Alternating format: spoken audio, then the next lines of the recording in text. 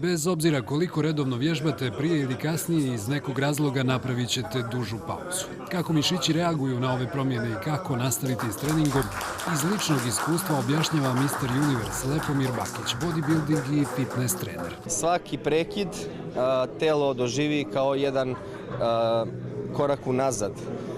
Ovo nije talentovan sport gdje ljudi nauče neko da skijaju, nauče da udaraju karate nogama vaši, naučiš da voziš reli i judo da baciš.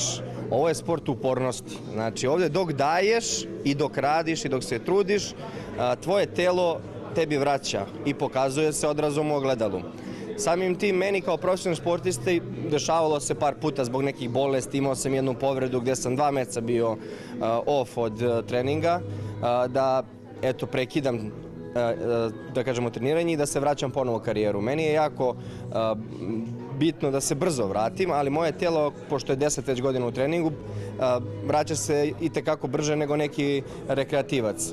S obzirom da ljudi počnu mjesec dana, 2 i ako prekinu, jako im je teško da se vrate ponovo na put, a nije toliko teško telo, trening, već taj motivacioni psihološki faktor u glavi kada vidite da jednostavno sve ono što ste radili je nestalo. Takav je sport, jednostavno. Dok radite, vežbate, vodite zdrav život, vodite računa o sebi, o svom telu, vi imate rezultate. Kako prekidate, vrijeme i telo se vraća u neku normalu, u homeostazu i jednostavno krećete iz nule. Osnova svakog uspjeha u bodybuildingu je ishrana koja je podjednako važna i za očuvanje zdravlja, napominje Bakić. Ne može se bez proteina, proteini su osnova, gradivni materijal za naše mišiće, kosu, oči i naše telo. Generalno, ne samo mišiće, ljudi ne znaju, ljudi misle da su proteinski praškovi jako štetni za organizam. To je u stvari jedan derivat od surutke ili od goveđeg mesa, zavisi koji izvor imamo i od jaja. To je jednostavno hrana koju treba svakodnevno unositi u organizam i u svakom obroku bar po 20-30 grama. Lepomir o prednostima bavljenja sportom govori kroz treninge, predavanja, ali odnedavno i kroz muziku. Što više klinaca i omladine imamo u teretani, manje ćemo imati kriminala na ulici i moja misija je da se svi mladi ljudi bave sportom, ne mora to biti bodybuilding. Cilj je da se eto i kroz pesme, pored slika, video materijala koje radim, edukativnih govora, mojih treninga, medalja i mojeg imena i dostignuća koje sam postigao u sportu. Kroz muziku motivišu mladi jer je teretana i motivacija za vežbanje nemoguće izdvojiti taj segment muziki. Jer zamislite da vežbate u teretani gdje je gluvo, gdje nemate nešto da vas pokreće.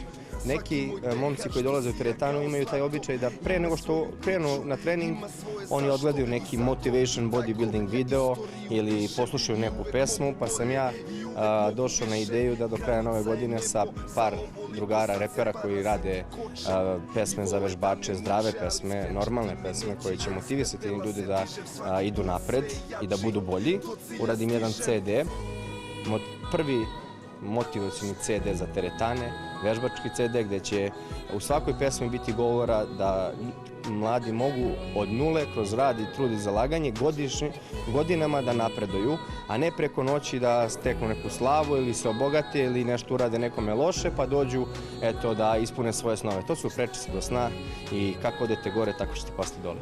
Ciljevi se veći jer apetiti rastu, mene muče planovi kad njene oči zaspu. Planovi su veliki, život mi je film, guram dalje sam, al znam ko je Bakić tim. Tu me nisu prodali, a to nema cenu. Bakić je još bolji, uprko svemu. U inat svima, dušmanima, u inat bolu, mnogo ga imam.